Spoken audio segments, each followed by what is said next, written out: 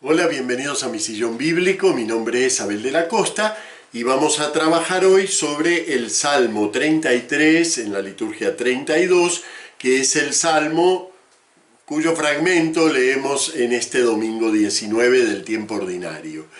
En realidad leemos muy poquito del Salmo, leemos un tercio y es un Salmo tan unificado, es un himno en donde cada parte está tan ligada con lo anterior que es una verdadera pena que se lea así fragmentariamente.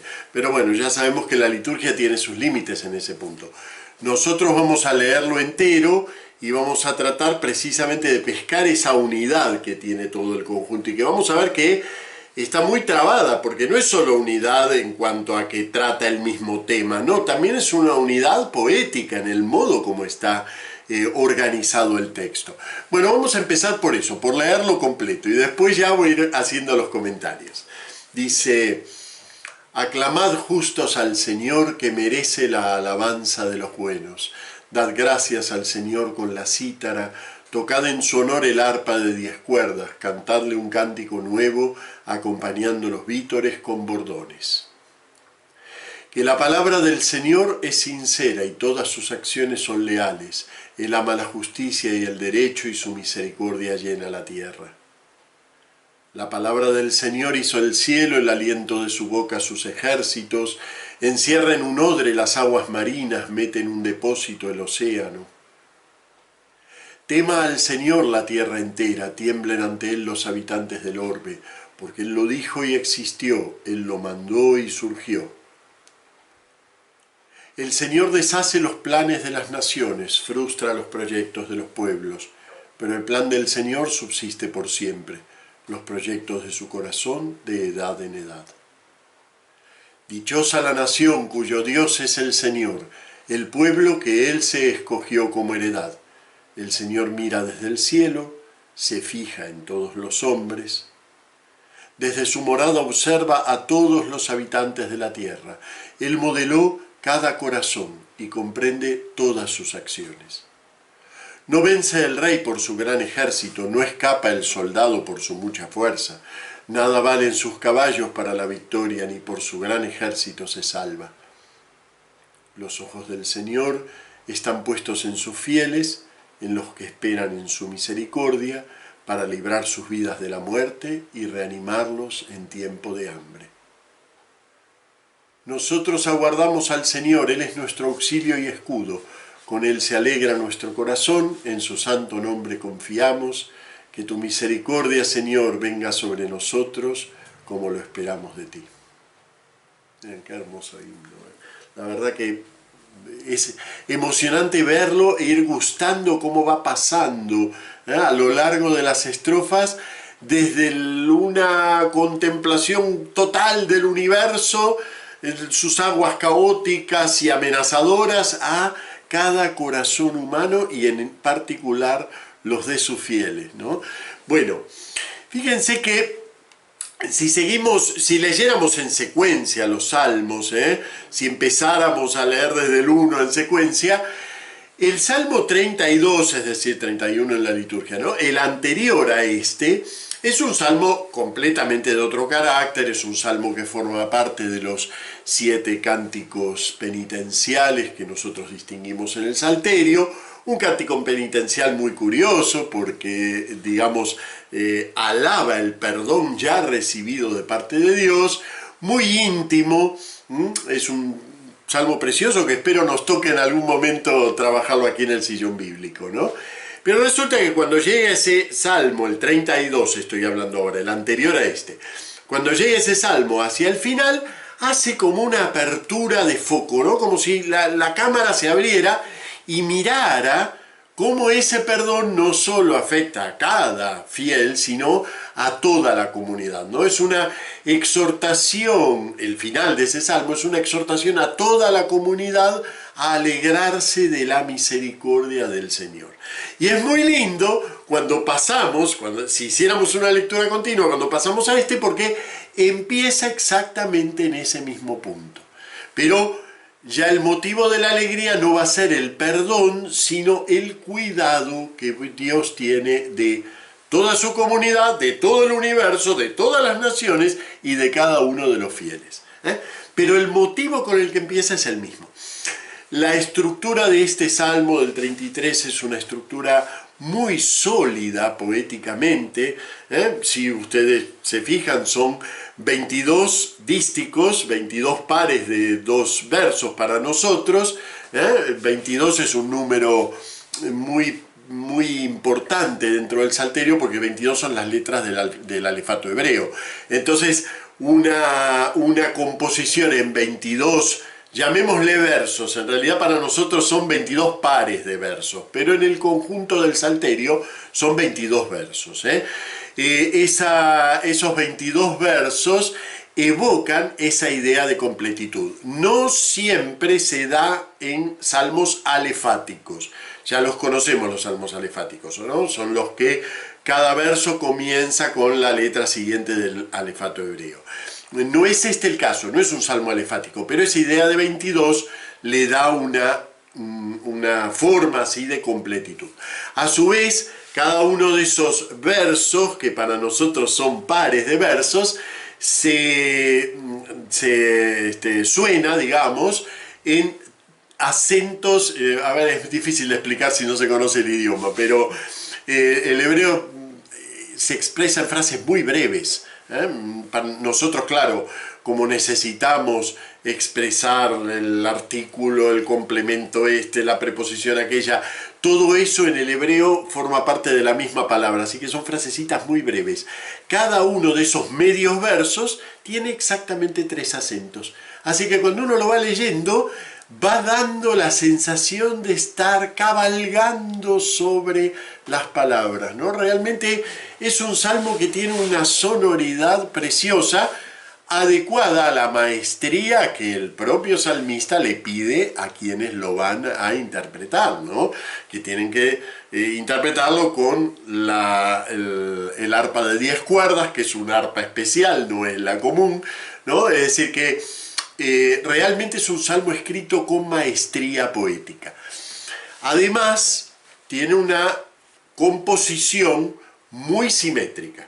Si ustedes ahora, bueno, si fueron siguiendo la lectura mientras yo lo leía en voz alta, lo puse en pantalla, habrán visto que hay una división, y yo la traté de marcar al leer, hay una división entre esos versos. Los 6 primeros forman una introducción que se equilibran con los 6 últimos que forman la coda del himno.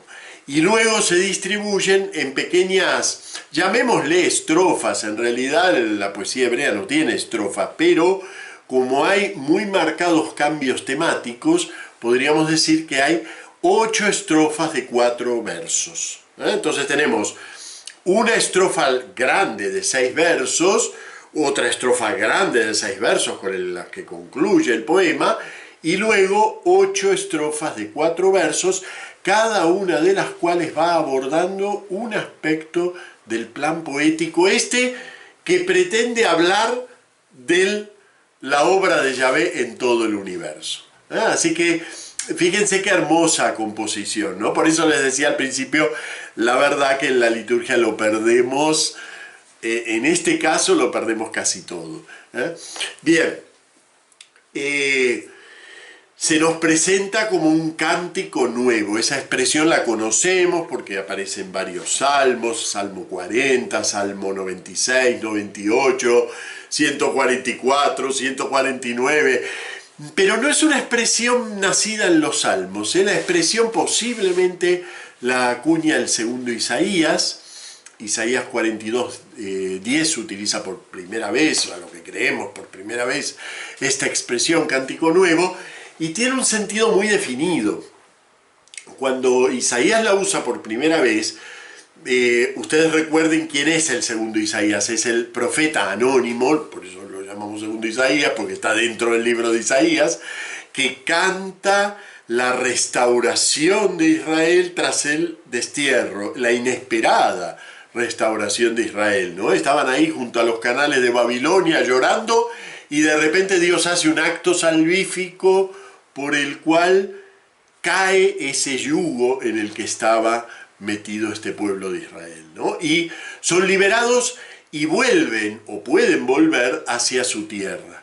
Van a reconstruir el templo, va a empezar una nueva vida para este pueblo, una vida inesperada. Entonces, Isaías, para indicar eso, ese carácter completamente inesperado de la actuación de Dios, acuña esta expresión cántico nuevo.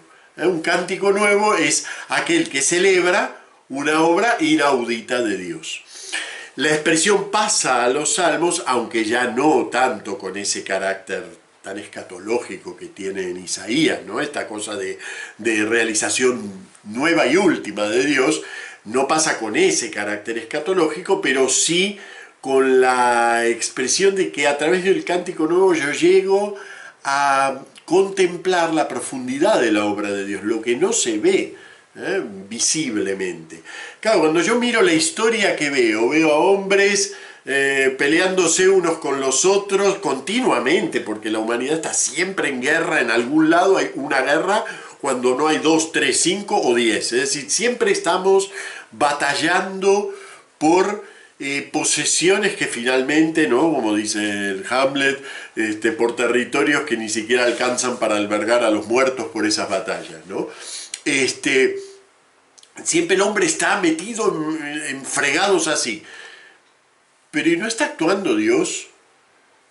No vemos la actuación de Dios. Bueno, precisamente el cántico nuevo pretende sacar a la luz cómo a través de toda esa acción aparentemente caótica, aparentemente pecaminosa, porque está ligada a pasiones humanas, a deseos mal encaminados de los hombres, sin embargo en todos ellos Dios está realizando su voluntad. Y ese es el sentido de un cántico nuevo como este, mostrarnos cómo Dios está desarrollando esa voluntad, no solo a pesar de los hombres, sino sin que los hombres se den cuenta, a través de ellos. Y entonces, yo hice un resumen, digamos, del significado de cada estrofa, para que veamos ese decurso, ese caminar, así como camina a través de los 3 y 3 acentos que van teniendo los versos, ese caminar de la voluntad de Dios a lo largo de todas estas estrofas. Entonces, teníamos una estrofa inicial de 6 versos. En ella se invita a la alabanza a cada uno de los fieles. Y se invita a una alabanza litúrgica. Se mencionan instrumentos que se tocan en el templo. Bien. Ahora ya después de esos 6 versos viene una primera estrofa con los atributos de Yahvé. ¿Qué son los atributos de Yahvé? Aquellas cosas que caracterizan a Yahvé como el Dios verdadero, ¿no? Entonces, la palabra del Señor es sincera, todas sus acciones son leales o verdaderas, Él ama la justicia, el derecho, fíjense qué palabras, ¿no? Son las que están en el corazón de la confesión de quién es este Yahvé de Israel, ¿no? Entonces, palabra verdadera, amor a la justicia, al derecho, la misericordia, palabra que volverá a aparecer sobre el final. Primer aspecto, ¿no? Este es Dios, este es el Dios nuestro.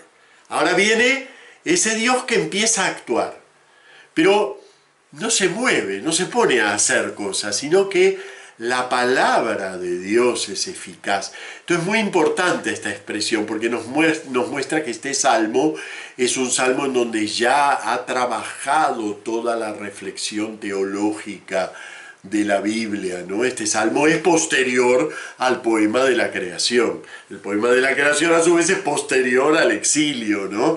Entonces es un salmo muy desarrollado, no es un salmo, no es una alabanza espontánea que más o menos compartimos, sino que está trabajado, amasado en una experiencia religiosa de Dios, ¿no? Entonces hay una alusión, hay varias alusiones muy directas al Génesis 1, ¿no? A la palabra de Dios eficaz.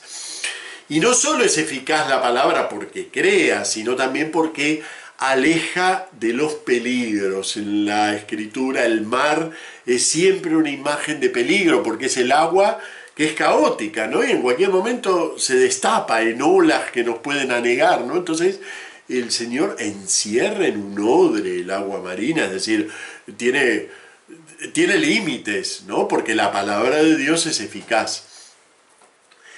Esa palabra de Dios eficaz es el fundamento del verdadero temor del Señor. ¿Por qué? Porque la creación, esto que contemplamos alrededor nuestro, eso ya sería la tercera estrofa, la creación no es un hecho mecánico, no es algo que simplemente ocurre, bueno, vino el Big Bang y después empezó a desplegar todo y más o menos llegamos a monitos que luego se descuelgan de los árboles y son hombres. Bueno, todo eso puede ocurrir, pero atrás de todo eso está Él que lo dijo y existió, Él que lo mandó y surgió. Entonces, hay una palabra de Dios que no solo es eficaz en el origen, sino que está conduciendo el desarrollo de su creación. Su creación sigue siendo su creación. Ese es el fundamento último del temor de Dios, del temor en un sentido profundo, bueno, de comprender y de reverenciar a este Dios. Entonces, ¿qué pasa ahora? Cuarta estrofa. Si la creación está en manos de Dios, porque su palabra es eficaz, mucho más lo está la historia. Aunque los hombres crean que la historia está en manos de ellos, en realidad la historia está en manos de Dios. Y se está desenvolviendo según el designio de Dios. A pesar del corazón torcido de los hombres que continuamente están jugando al poder, jugando a la destrucción, jugando al aniquilamiento del hermano, pero en todo eso Dios está sacando algo. Quinta estrofa, por eso es bueno estar en manos del Señor, porque aquel que pertenece a la nación que Él se escogió es capaz de ver eso, es capaz de verlo actuar en la historia, cosa que los demás hombres se lo pierden. Entonces, Él es el dueño de toda la tierra, pero nosotros tenemos un privilegio, que es que podemos ver eso. Nosotros podemos ver eso, los demás hombres no lo pueden ver, pero, sexta estrofa, ningún hombre escapa a la mirada de Dios. Es decir, el hecho de que Dios haya escogido un pueblo, eso es un rasgo muy interesante, ¿no? de la comprensión religiosa de la Biblia. Porque es verdad que la comprensión religiosa de la Biblia nos puede llevar a la relación mía con Dios y de Dios conmigo, eventualmente con mis hermanos, con mi comunidad, ¿no? Esa idea un poco encerrada de la fe, ¿no? Mientras nosotros podamos rezarle a Dios y Dios nos escuche, ya está. No, Dios es el Dios de toda la creación y Dios está trabajando en toda la creación y ningún hombre escapa a su mirada, ni siquiera aquellos que creen que no le pertenecen. Esa visión universalista radical en la que no solo Dios es mi Dios, sino que es el Dios de todo el universo, es un aporte original del mundo de la Biblia. En general, las religiones humanas, digamos, las que no vienen de una revelación, las religiones humanas se manejan en un horizonte limitado. El Dios es el Dios de mi comunidad, es el Dios mío, es el Dios de mis límites. Lamentablemente muchos cristianos siguen relacionándose con Dios como si fuera el Dios de unos límites, de un cerquito. Mientras no nos pase a nosotros nada, no hay problema. No, Dios es el Dios de todo el universo, está atento a cada corazón, atento a cada hombre, y Él está en este momento obrando. Toda salvación viene en realidad de Dios. No vence el rey por su gran ejército, no escapa el soldado por su mucha fuerza, nada valen sus caballos para la victoria, ni por su gran ejército se salva. Quizás, esto es, aventuro la hipótesis siguiendo a algunos exégetas, ¿no? Quizás este salmo contempla algo que fue para la antigüedad un acontecimiento de lo más estrepitoso, ¿no? Alejandro Magno, el gran conquistador del Oriente, todo lo que tocaba a su paso iba cayendo dentro de su imperio y de repente de un día para el otro muere y ese imperio no queda ya, o sea, ya no se puede realizar como él lo venía realizando, ¿no? Ya saben que luego empiezan las luchas entre los generales. Ese acontecimiento fue, digamos, muy fuerte para todos los hombres, ¿eh? Por supuesto, Israel estaba dentro de ese mismo universo, ¿no? Así que no sería raro que aquí se esté contemplando ese acontecimiento como un acontecimiento que llamó la atención, ¿eh? Un imperio que iba pujante y que de repente su general cae, ¿eh? Su líder muere de un día para el otro de una manera inesperada. Bueno, no vence el rey por su gran ejército, no escapa el soldado por su mucha fuerza, nada valen sus caballos para la victoria, ni por su gran ejército se salva. Y ahora, nuevamente, o sea, pasamos de esta contemplación del universo, del poder humano, del universo de los imperios humanos, en donde están continuamente construyéndose y destruyéndose, y volvemos al detalle mínimo, al fiel que está allí cantando este cántico nuevo. Y la última estrofa, antes del final, dirá: los ojos del Señor están puestos en sus fieles, en los que esperan en su misericordia. Recuerden que en la primera estrofa de este desarrollo aparecía la misericordia como el gran atributo. La misericordia del Señor llena la tierra. Los ojos del Señor están puestos en sus fieles, en los que esperan en su misericordia, para librar sus vidas de la muerte y reanimarlos en tiempo de hambre. O sea que cierra ahora el círculo, ¿eh? Y el círculo no se cierra en cantidad de fieles, porque al contrario, la primera estrofa nos mostraba la amplitud de esa mirada de Dios, ¿eh? Ese Dios llena la tierra.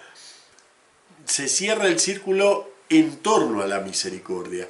Precisamente aquel que ve este Dios del universo, que es capaz de contemplar a este Dios que llena la tierra, es aquel que se va a beneficiar, que va a recibir ese acto de Dios por el cual Dios salva, a su fiel, que es el acto de misericordia. Y ahora sí ya viene el final, ¿no? En 6 versos, que invita a toda la comunidad precisamente a aguardar en esa misericordia. La verdad que, como ven, es un salmo precioso, muy, llamémosle, muy sólido, muy sólido. Es a la vez muy íntimo y muy universal. Es verdad que la historia de Israel en realidad no procede en el modo como procede este salmo. Más bien Israel fue descubriendo primero al Señor en su propia historia, luego fue viendo que ese mismo Señor manejaba, podríamos decir así, controlaba la historia de los demás hombres, y recién después descubrió que ese mismo Señor era el autor de toda la realidad, el gran creador del universo. Ese es el modo en que fue procediendo la revelación. Aquí la revelación se puede decir que en cierto modo ya está completa, y entonces puede el poeta reflexionar a la vista del conjunto y moverse entre esos dos polos, entre el universo y la misericordia personal que tiene Dios con cada uno de sus fieles.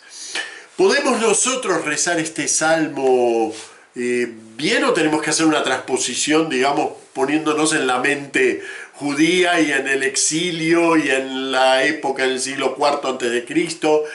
Miren, justamente, una de las primeras, en la segunda estrofa lo dirá, una de las primeras cosas que se dice sobre este Dios es: la palabra de Dios es eficaz, ¿no? La palabra de Dios hizo el cielo. Y nosotros, claro, llegamos a un punto de la revelación en donde se nos manifestó en plenitud quién es esa palabra de Dios. Esa palabra no era una palabra hecha por fonemas, sino una palabra que se hizo carne, ¿no? Entonces, claro, nosotros podemos llegar a la plenitud de lo revelado en este salmo cuando lo transponemos mentalmente, cuando llegamos a ver en él la obra de Cristo. Y ahí es donde se une con el carácter de las lecturas de este domingo 19 del tiempo ordinario en el ciclo C. Está muy bien escogido, ¿no? Porque ¿de qué hablan las lecturas de hoy? Hablan de una historia que nos pasa por encima, ¿no? En la que tememos, ¿no? Como le pasa a cualquier cristiano, tememos ser arrollados por la historia, nos encontramos con imperios y con gobiernos y con acciones de los hombres que parece que no nos dejan sitio, ¿no? Y cuando, por ejemplo, Israel está con su problema con el terrorismo de Hamás, sin embargo ahí hay una pequeña comunidad de cristianos en medio que también es atacada sin tener nada que ver con este tema del terrorismo, ¿no? Entonces uno piensa, la historia nos pasa por encima, la historia nos afecta en un mal sentido. Y nos dice el Señor en el Evangelio, no temas, pequeño rebaño. Bueno, ¿cuál es el fundamento de ese no temas? ¿Por qué yo no puedo temer? ¿Por qué no puedo estar todo el día pensando en lo mal que nos hacen a los cristianos, esta ley o aquella otra cosa? ¿Por qué tengo que tener una mirada que surge de ese no temas, pequeño rebaño? Por todo esto que dice el Salmo, precisamente porque incluso en lo que parece que nos afecta negativamente, Dios está obrando y realizando su voluntad, que es siempre salvífica, siempre es misericordia para con los suyos, siempre es misericordia para quien se pone en sus manos, porque los suyos somos eso, somos aquellos que nos ponemos en sus manos. Entonces fíjense, ¿no? Es un salmo que recoge muy bien la advertencia de Jesús en este evangelio, ¿no? No temas, pequeño rebaño. No vence el rey por su gran ejército, no escapa el soldado por su mucha fuerza. Nada valen sus caballos para la victoria, ni por su gran ejército se salva. Bueno, muy bien, que sepamos acopiar esta confianza a la que nos lleva y que nos pide este salmo y que nos fundamenta este salmo, ¿no? Y que con esa confianza aguardemos en la misericordia del Señor. Una cuestión más, medio minuto antes de irme, estaba leyendo que uno de los medios más eficaces de que YouTube haga circular los vídeos y por lo tanto el canal crezca son los comentarios de los visitantes. Así que les pido que me regalen un hola en los comentarios, cuantos más puedan mejor, y yo a cada uno le regalo un corazoncito en respuesta, que sepan que sí me interesa la participación y me interesa también que este canal llegue a mucha más gente. Pienso que todos compartimos ese interés. Muchas gracias.